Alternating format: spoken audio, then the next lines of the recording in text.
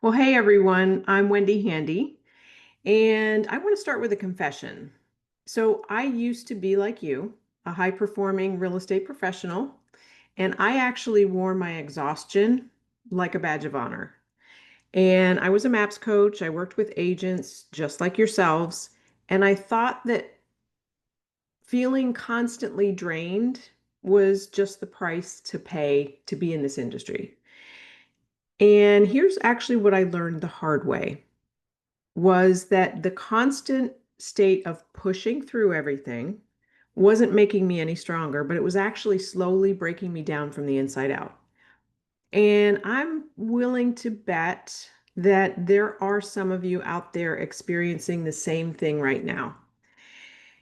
And so my journey from real estate professional to now being a um, health and wellness coach and functional health practitioner didn't happen overnight. It actually started in 2008 when my body essentially forced me to listen to it, finally. I was diagnosed with ulcerative colitis, and doctors told me I'd be on pharmaceuticals for life. But that really didn't kind of sit with me. And so I started out with years of research, trial and error, and doing a deep dive into functional medicine and functional nutrition. And I not only overcame my symptoms without pharmaceuticals, but also discovered something very profound. And that is that our bodies are constantly communicating with us. The biggest problem is that we've been taught to ignore those messages and just power through, thinking it's all just normal. And so, today as a certified functional diagnostic nutrition practitioner, I specialize in helping specifically high achieving women, particularly in demanding careers like real estate, understand that their bodies are trying to tell them something before they reach a breaking point. And so let's be honest about something right now. Stress is a part of life. We cannot escape it. It's just called life. And it's really built into the real estate business. It's built in with the market fluctuations, with difficult clients, long hours, constantly being available. It's all part of the territory. But what if I told you that your stress isn't just something to power through, but it's actually your body's way of sending you critical information about your health and well-being? And so today isn't really about adding, more to your already full plate. It's not another wellness routine that just don't have time for. It's about taking a few things off your plate and understanding what's really happening inside your body when you're under chronic stress.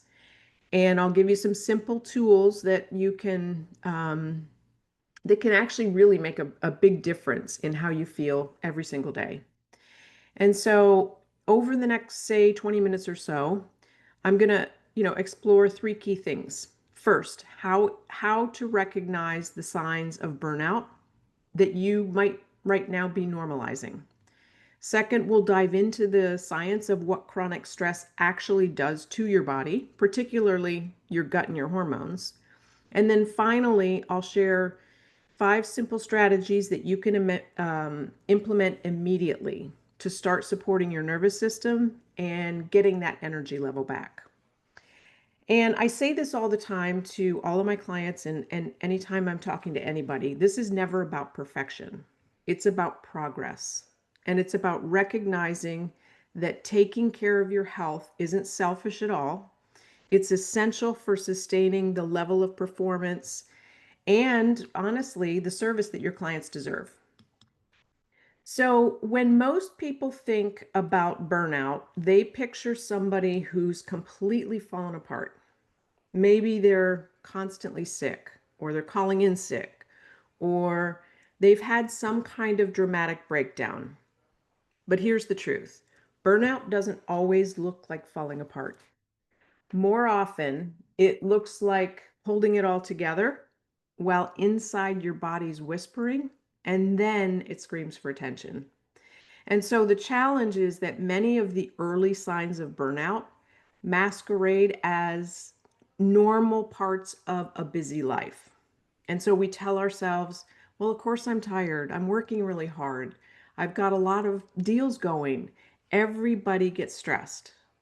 But there's a difference between normal fatigue and the kind of deep systemic exhaustion that comes from chronic stress. And so I want to walk through some of the signs that your body might be trying to give you get some attention from you, right? Or giving you some signals. So as I go through these, I want you to honestly assess how many resonate with your current experience. So the first one is your cognitive symptoms. So are you experiencing brain fog or sometimes those frustrating moments when you walk into a room and you can't remember why you walked in? Do you find yourself having to read an email multiple times to process the information? Are you struggling with short-term memory in ways that feel, maybe new or concerning? These aren't signs that you're getting older and that you're not smart enough. It's they're signs that your brain is operating under chronic stress. And then the second piece is your emotional and mental symptoms. So, do you find yourself feeling anxious or edgy, especially at night or in the evening when you're trying to wind down? Are you experiencing that, what we call wired but tired feeling, where you're so exhausted, but you just can't turn your mind off? Maybe you're feeling emotionally numb or detached from things that used to bring you joy. Or maybe you're just finding yourself more irritable or reactive than usual, especially with, unfortunately, family members or in situations that wouldn't normally bother you. And then there's the physical. So this is where it gets really interesting from a functional health perspective. So are you dealing with digestive issues like bloating, irregular bowel movements, some stomach discomfort that seems to be getting worse during stressful times? Chronic stress literally shuts down your digestive system. So, symptoms are often your gut's way of telling you that your nervous system is stuck in overdrive. And so, if you're waking up tired, even after you've had a full night's sleep, or you're having trouble falling asleep because your mind just won't stop racing, your sleep wake cycle is directly controlled by your stress hormones. And sleep disruption is often one of the first signs that your system is out of balance. And so other, physical manifestations can happen too. So if you've noticed that your hair might be thinning or your skin, maybe you're breaking out in ways that just, you never used to break out before. You're craving sugar or caffeine more than usual, or you're finding yourself more sensitive to sound or lights, or even other people's energy for that matter. These could be, and they could be, separate issues, but they're all connected to how chronic stress affects your entire system. And so, you know, here's what happens when we, especially in high performance careers like real estate, we start to normalize all these symptoms. And we tell ourselves that feeling this way is just the cost of being successful. And we compare ourselves to, other people and, who seem to be handling everything effortlessly, not realizing that they could be struggling too with the same issues, because we never know what's going on behind closed doors, right? And so here's what I want you to know. These symptoms aren't, they're not character flaws. They're not signs that you're not cut out for, a stressful business. They're your body's early warning system, trying to prevent you from reaching a more serious breakdown. And so if you recognized yourself in any of those descriptions, I want you to know something really important. You're not broken, you're not weak, and you're definitely not alone. You're experiencing very predictable psychological response to chronic stress. And that's actually good news. because it means that there are specific things that you can do to support your body to help you feel better. And the difference between somebody who burns out quickly and completely and someone who catches the early warning signs is simply awareness and action. So today I want to give you both. Um, and so stress and cortisol. So we've identified what burnout looks like, right? So let's talk about what's happening inside your body when you're under chronic stress. The star of the show here is the hormone called cortisol. You probably know about it, but I want to start by saying that cortisol is definitely not your enemy. In fact, cortisol is designed to save your life. So think of cortisol as your body's built-in alarm system. When you're facing a real threat, like you have to slam on your brakes to avoid an accident, cortisol floods your system to give you that energy, focus, physical capability to handle that emergency. Your heart starts to race, your blood sugar rises, it fuels your muscles, any non-essential functions like digestion temporarily shut down so that all your energy goes towards dealing with that crisis. And the system works perfectly when there's, bigger stressors out there, like back our ancestors were escaping from predators or, dealing with natural disasters. So situations that require intense physical action for a short period, but that's followed by, a return to safety and calm. But here's when things get kind of complicated in our modern world, and especially in the career, like real estate. Your body can't tell the difference between running from a lion and dealing with a difficult client. So it can't distinguish between a physical threat and the stress of a deal falling through at the last minute. To your nervous system, stress is just stress. And so what happens when you're dealing with multiple showings, difficult negotiations, market pressures, having to be on and available all the time, your cortisol levels stay elevated, not for minutes or hours, but maybe weeks or months, and sometimes even years. And that's when this life-saving hormone becomes a problem. So the cascade, when cortisol stays high for extended periods, it starts to affect every system in your body. So I'm going to kind of walk through what that looks like, because understanding the connection is key to understanding why you might be experiencing some of those symptoms that we talked about earlier. So the digestive connection is, remember how I mentioned that cortisol shuts down digestion during stress? So when you're in chronic stress, that digestive system never gets the signal that it's safe to function properly. And that can lead to what we call leaky gut. You've probably heard about it. It's a condition where the lining of your intestines becomes permeable, allowing particles, food particles, viruses, all kinds of things to enter your bloodstream where they shouldn't be. And that triggers inflammation throughout your body, which can show up as fatigue, joint pain, skin issues, food sensitivities, even mood changes. So it's why you might notice that your digestion gets worse during stressful times, and or why you might develop some food sensitivities that you never had before. So that the trigger, when you trigger inflammation throughout your body, it can manifest with all of these things. And for the women in the audience, this is particularly important to understand the hormone connection, because cortisol and your reproductive hormones, estrogen, progesterone, testosterone, they're all made from the same building blocks. And when your body's constantly producing cortisol to deal with stress, it literally steals raw materials needed to make those other hormones. And so this is why chronic stress can worsen PMS symptoms.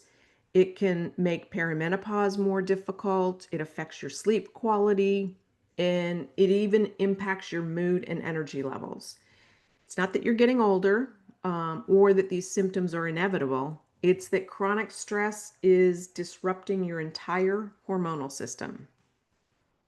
And then cortisol also controls your sleep wake cycle. So normally, cortisol should be the highest when you wake up first thing in the morning. That's what's going to help you wake up, feel alert, and then it gradually declines throughout the day so that you can wind down and go to sleep at night. The problem is when you're under chronic stress, this pattern gets disrupted, and you might find yourself wired at bedtime, unable to, shut your mind off. And even though your body is telling you it's exhausted, or you might fall asleep very easily, but you wake up at 3 a.m. with your mind just racing. Some people experience both, and difficulty falling asleep and frequent waking, throughout the night. It isn't insomnia in the traditional sense. It's your stress hormones being out of sync with the natural rhythms. And then there is the weight and energy connection. So, chronic cortisol elevation also affects your energy levels and your metabolism. And high cortisol promotes fat storage. And so, particularly around that midsection. And it makes your cells less sensitive to insulin. So, that can lead to blood sugar imbalances.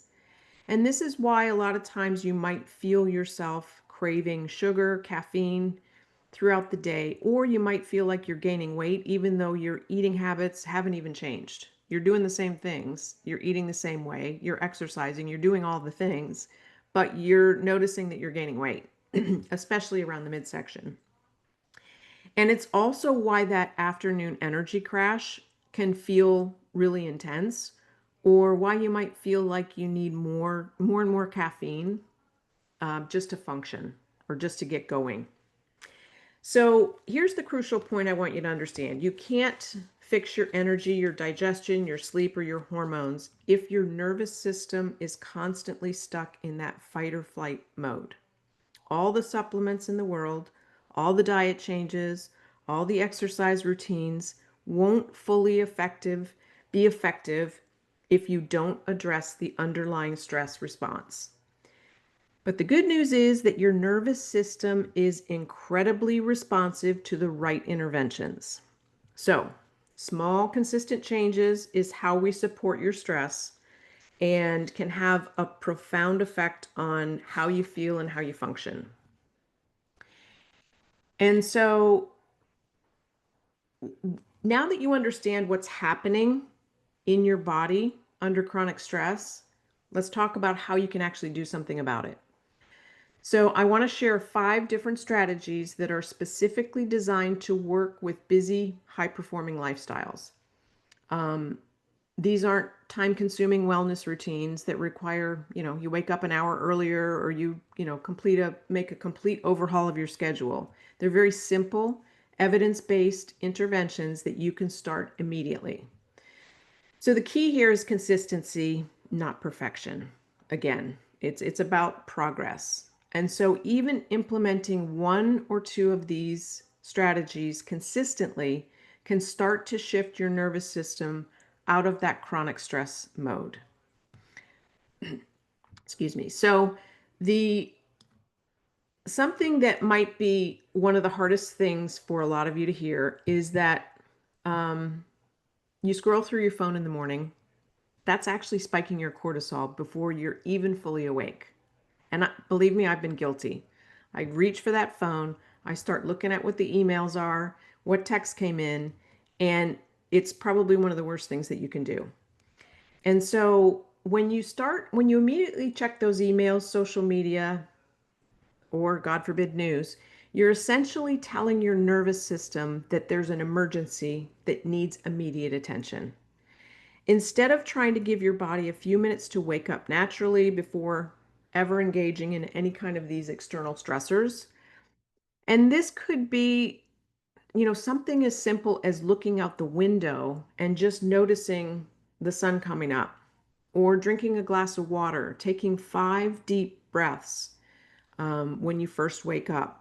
The goal is to allow your nervous system to ease into the day instead of jolting it into high alert.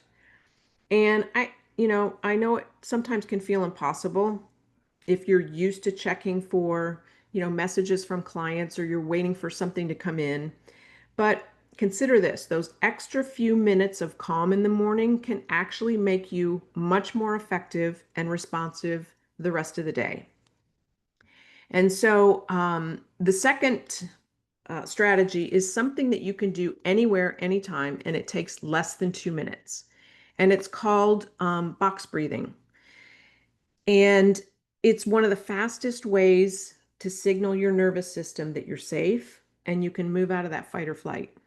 And I do this honestly several times throughout the day because it really does, you'll notice yourself really start to relax. And so here's how it works.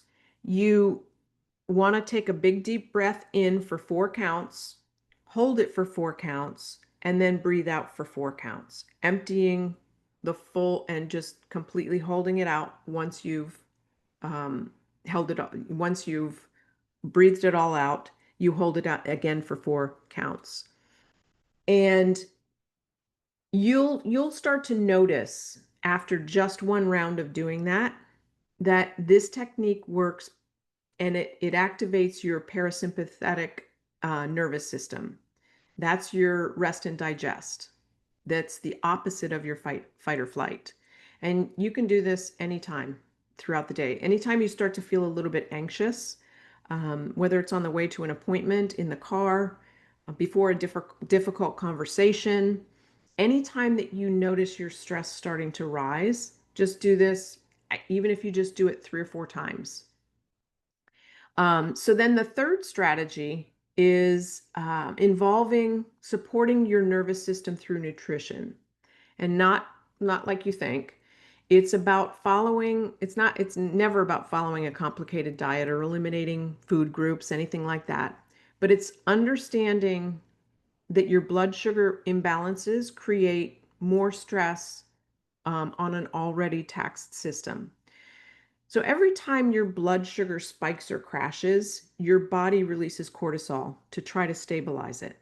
And so if you're starting your day with just a cup of coffee, or you're going really long periods without eating, intermittent fasting, something like that, um, and then grabbing whatever's convenient because it's there and you're hungry, you're creating additional stress that your body can't manage.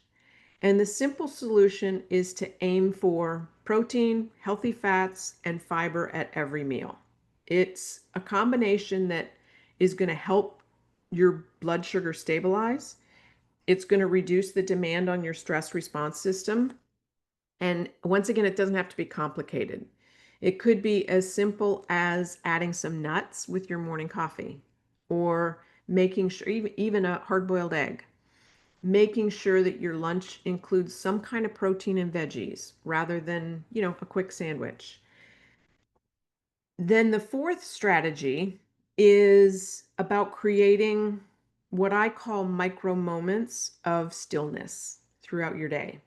And these are just tiny breaks that help reset your nervous system without requiring significant time, investments.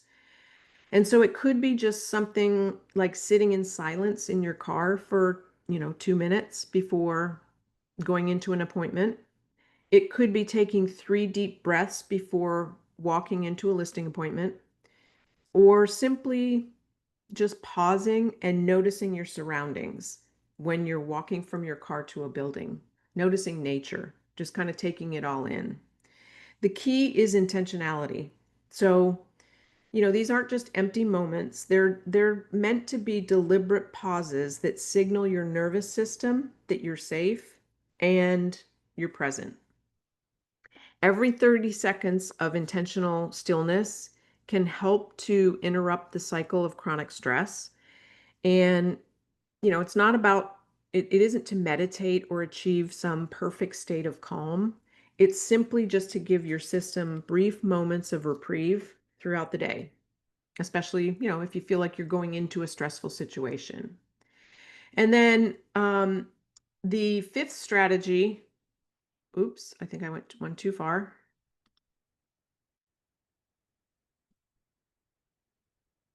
The fifth strategy is you want to recognize that stress isn't just mental, it's physical. And when you're under stress, your body is literally preparing for physical action. But in today's world, we rarely get to complete that stress cycle through movement. And so it doesn't mean that you've got to go hit the gym for, an hour every day. It could be something as simple as, doing a few jumping jacks in the office or some squats, taking the stairs instead of an elevator, or even just shaking out your hands and arms for 30 seconds.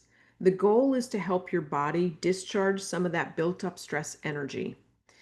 And laughter is another really powerful stress reliever because it literally changes your brain chemistry and helps reset your nervous system. So, even if you subscribe to the joke of the day, right? Just something, or watching a funny video, something, calling a friend who's going to make you laugh, right? Or just allowing yourself to find humor in the absurdities of the day, right? Because we all have them. Laughter is medicine for your stress response. And sometimes you just need to vent. So, talking through your stress with, a family member, a trusted friend, a colleague who can help you process and release it rather than letting it build up in your system. So, the key is choosing someone who can listen without trying to fix everything, because really all you want to do is vent. You just want to get it out. And also setting a time limit so the venting doesn't turn into some sort of rumination, right? You want to keep it just to, hey, let's just vent. So here's how I recommend implementing these strategies. Just choose one or two that resonate with you the most and commit to trying them for 1 week. Don't try to do all five perfectly for one day. That's just going to create more stress. So start small, be consistent, and then start noticing how you feel. Remember, these aren't, just wellness tips. They're tools for optimizing your performance and sustainability in this demanding career.